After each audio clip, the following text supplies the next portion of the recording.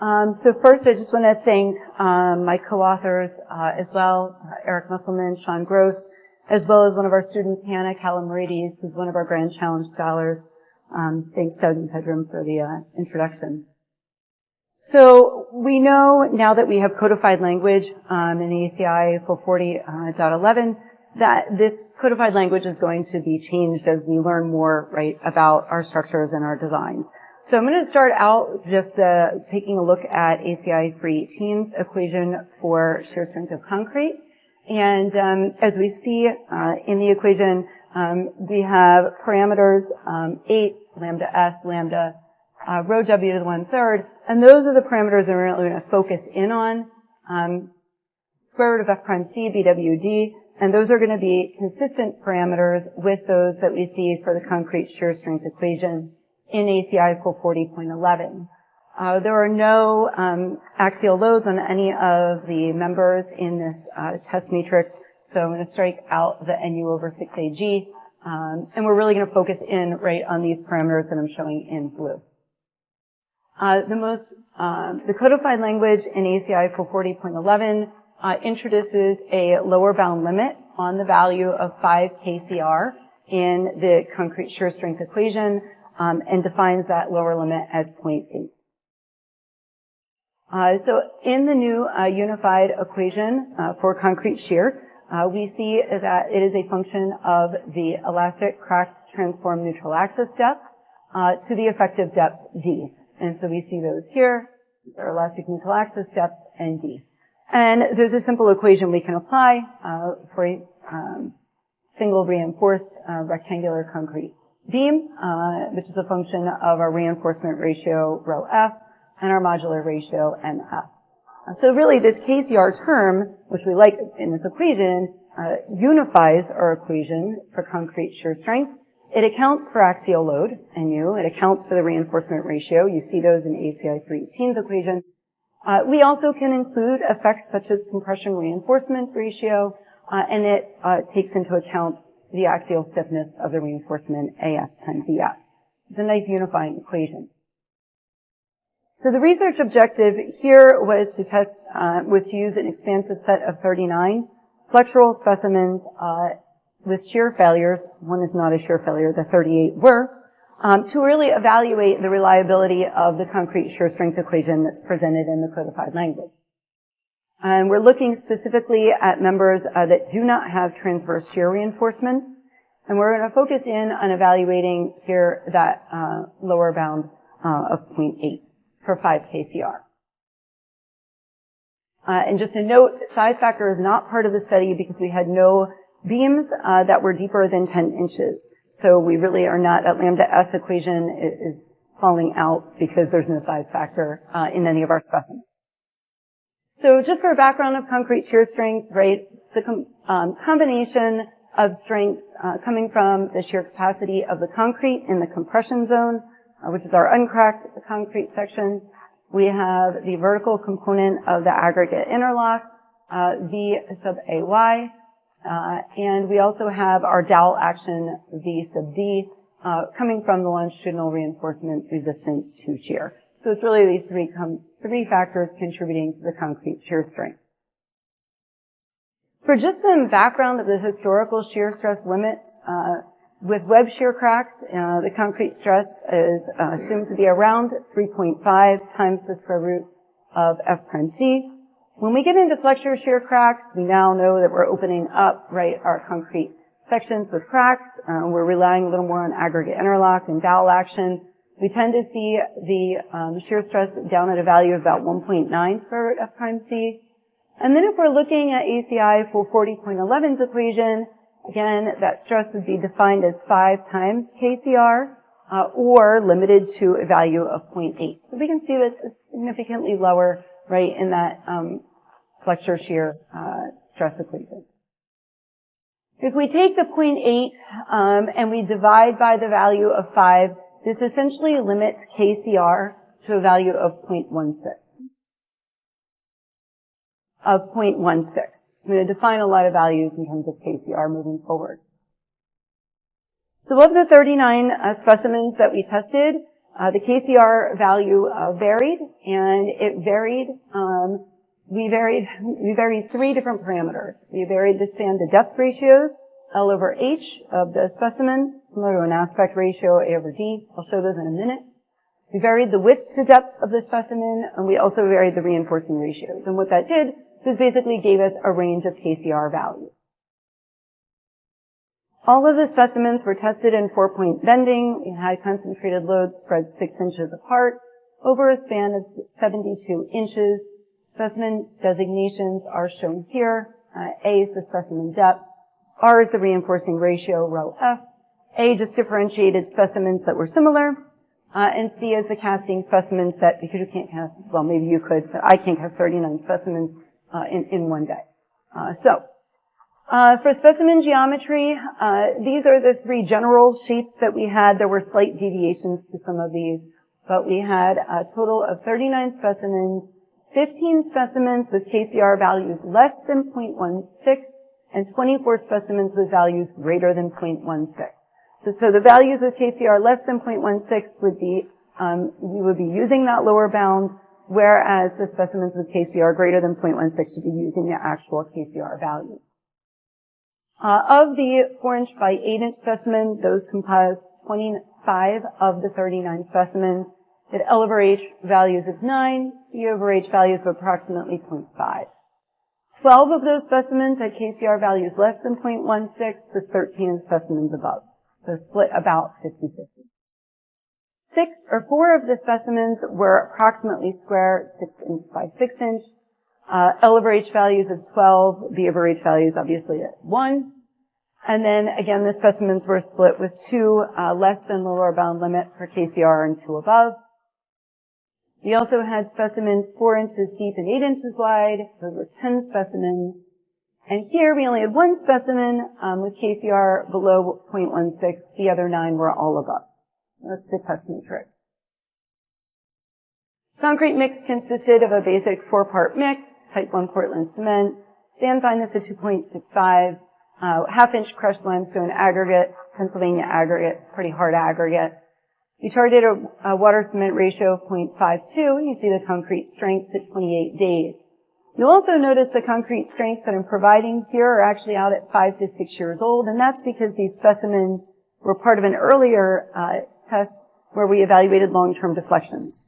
They then sat in the lab for a long period of time, and we realized that these are going to make a really nice shear specimen set. So we had extra cylinders sitting by the beams. We went through, we actually retested the concrete strength, some significant gain. We did continue to use the modulus of elasticity at 28 days, because modulus of elasticity of concrete is focused a little more on aggregate stiffness. We felt that that was representative. So the GFRP reinforcement, we had 3 different bar sizes, a number 3, 4, and 5. And we had 3 specimens where we actually tested a number 3 bar high modulus. Those specimens are shown here, and we were specifically evaluating the effect of compression reinforcement. So I'll get to that in a minute. So for the load history, just going back, again, they were part of a previous test where we had the beams tested with a load up to PA, which is a service load, and then we released the load, ramped it back up, and held a sustained load on those specimens for 100 days. At 100 days, reloaded up to a service load and then released. All of our loads were generally within the elastic range of concrete, as well as under the creep rupture for GFRP. There was one specimen where we did hold a sustained load at 0.57 F prime C, greater than a half, but again, less than 70%. We felt there was no really effect on this for our shear strength test, and 2 specimens slightly above the 20% of FFU for creep rupture. So the full load history, if you can see, we were down, this is our service load and sustained loads, but ultimate loads were appreciably above that. So again, I don't think any of this previous testing is affecting our results. We did experience shear failures in 38 of the 39 specimens. You can see the various aspect ratios here, our 8-inch, 6, and 4-inch deep specimens. See, for the one specimen that did fail by concrete crushing, we are using the experimental value for shear and just considering this a lower bound value. So we did include it in the testing. So for the effective reinforcement ratio, many researchers have demonstrated this already, but we did find that our experimental shear strength obviously increases with increasing reinforcing ratios. We did not find a trend in the aspect ratio as it affected the experimental concrete shear strength, and that's because all of our aspect ratios were greater than 4.5. We wouldn't expect to see any arching action until we were much below, probably about a 3.5 value for aspect ratio. We had 9 specimens where we were evaluating the effect of compression reinforcement on the shear strength capacity. We had a set of specimens, set 1, where we had 2 number 3 bars for tension reinforcement. We then had 0 compression reinforcement, 50% compression reinforcement as it relates to tension reinforcement, so 1 number 3 bar in the next specimen, and then equivalent compression reinforcement as tension reinforcement in the third. And what we saw was no significant change in the set 1 specimens, which were 2 number 3 bars, and no significant change in the set 3 specimens, which consisted of 2 number 5 bars for tension reinforcement. What we did find is for the high modulus bars, which are these set 2 specimens, we did see a change in the concrete shear strength when we did add compression reinforcement in, but it was not proportional to the change in the compression reinforcement. So maybe like a little more work to be done in there. It was the only high modulus bars that we had, so we kind of moved on. So for the effective KCR on the bias, I should introduce bias. Bias we are defining as the experimental concrete shear strength divided by our calculated concrete shear strength VC. The first graph that I'm showing you here is assuming that the concrete shear strength does not have that lower bound limit on KCR. So we're going back to ACI 440.11-15, 2015, before the lower bound limit was introduced. And so we can see here for the bias that we have a lower bias, meaning we have a higher experimental or lower experimental shear strength to our calculated when we have larger KCR values. As the KCR values decrease, we have lower bias, and that makes me feel pretty comfortable because as we reduce KCR, we are relying more on our aggregate interlock and our dowel action in that concrete shear strength. So again, VC is more conservative as the aggregate interlock contribution increases. And we know there's a lot of variability in that, and I'm going to show you that in just a moment. When we use the current codified language, which includes the lower bound limit on KCR, we see the reverse trend occurring. So we have higher bias when we have a larger KCR value, larger area of concrete in compression. We have a lower bias when we have a smaller elastic neutral axis depth. And so our concrete shear strength is actually less conservative as that aggregate interlock contribution is increasing. And so, again, we see a reversal of these trends, and we see this in our lines here sloping upward for the 6-inch and the 8-inch specimens. And for the 4-inch specimens, we only had 1 in that lower KCR value, so it's kind of hard to know what they would do. We didn't have enough data down there to kind of shift that. We also then looked at the effective aggregate interlock, because this seems to be, as again, that neutral axis shifts up, right, our primary contributor to that concrete shear strength. And what we find is that we have a lot more variability when we have a larger depth of aggregate interlock. We can see larger variability in these 8-inch steep specimens than we do, say, in our 4-inch steep specimens, where there isn't much depth of aggregate interlock. So again, aggregate interlock depth is causing more variability in our bias. So we went through a comparative reliability analysis to kind of synthesize the data of what the effects of this lower bound limit are doing to the conservativeness that we have built into our VC equation. So the comparative reliability index, beta C, is used to calibrate the strength reduction factors. fee for FRP reinforced specimens. And we see the calibration of the safety factors of elements for new materials is based on those for our traditionally reinforced concrete or steel reinforced concrete elements. So if we're looking at our reinforced concrete beams with steel, we have ACI applying a 0.75 fee factor. The target reliability for concrete beams failing in shear is defined as 3.5. Sorry, I'm missing my footnote down here. And we have a coefficient of variation of 0.109. And so we can use, this is the comparative reliability, beta C down here, and we can calculate what fee value we would actually need to get that same target reliability for our FRP specimens. So when we look at our specimen set as a whole, and we are looking at all 39 specimens, and we are using the 2015 equation for VC, so ignoring that lower bound limit, we see that for our specimen set, our 39 specimens, we would need a fee value of 0.981. We are providing in ACI 440 a fee value consistent with 318 at 0.75. So we're conservative in here. Again, we could get down to a fee value of 0.75 and we would still be sufficient. When we introduce the lower bound limit, we're reducing that fee value down to 0.923, but again, we're still conservative compared to where we would need to be. So again, the ACI 440.11 VC equation is conservative. Past research is demonstrating these findings as well. We know this is a conservative equation right now. It produces a 6% reduction in our fee value when we introduce the lower bound limit. Not all that significant. But what becomes really interesting is when we actually break out the specimens that are affected by the lower bound limit, right? And so not assessing all of our 39 specimens, but truly breaking out the ones where we have a lower bound limit on them. So we're going to pull out the specimens with KCR values greater than 0.16. We see they have a fee value of 0.989, right? And that is significantly above the 0.75.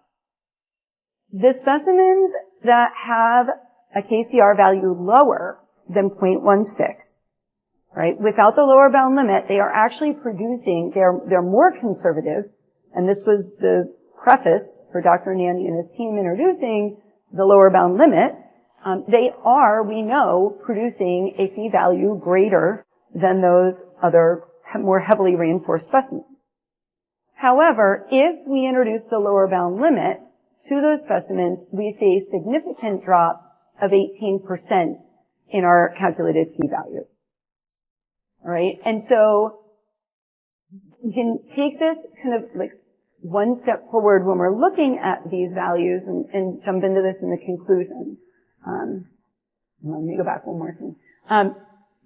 Make this final note. So it's an 18% reduction in our fee calculated value when we include the lower bound limit. The thing that I'd like to take away from this is now we have a lower fee value even though we're relying on aggregate interlock components to actually carry more of that shear value. So that's a bit of, I guess, counterintuitive in my mind. So for the conclusions of the research, again, we had an experimental concrete shear capacity. We know that it increases with reinforcing ratio and demonstrated multiple times over. For GFRP compression reinforcement, we found that this did not affect the experimental shear strength. First of all, the compression reinforcement has a stiffness approximately equal to that of concrete. So while it's sitting up there, it's not doing much for dowel action. It's really not shifting our neutral axis either, so it's really not making much of a contribution. For the higher modulus GFRP bars, we did see some effect of an increase in concrete shear capacity when we put compression reinforcement in there. It's not enough data to know why that is occurring. Without including the lower bound limit on KCR, without including lower bound limit, KCR is greater than 0.16.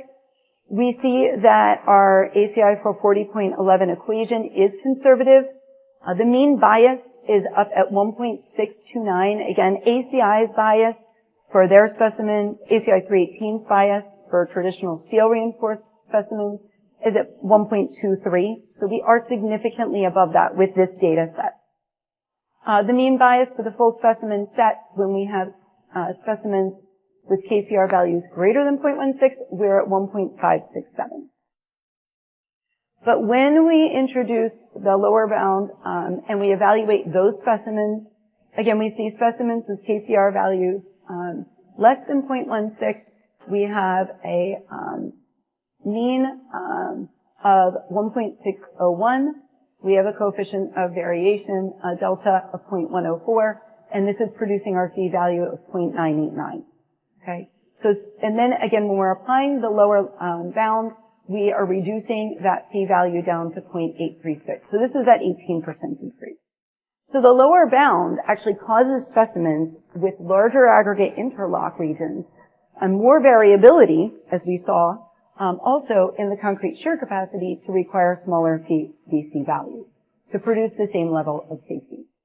And so this is kind of what I want to leave you with is that where we want to be in terms of a conservative nature? And our suggestion would be to, instead of including that lower bound limit, evaluate the proportion of aggregate interlock when we're looking at our VC equation.